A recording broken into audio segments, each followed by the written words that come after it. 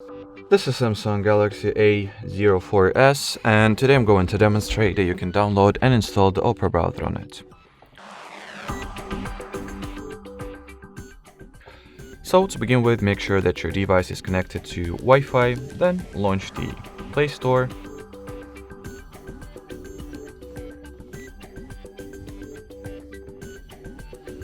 At the Play Store, type in Opera search query.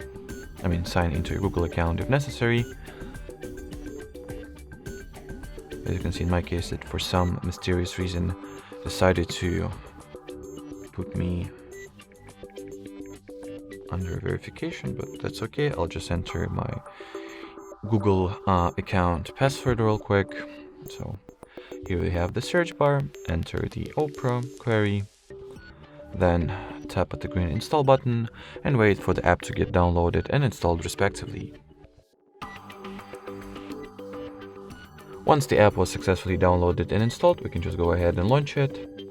And in here, while opening Opera for the first time, it is required that we undergo a very simple setup procedure. So first of all, tap at the blue continue button. Then decide whether you would like to enable notifications for Opera, or maybe set it as your default browser app right off the bat.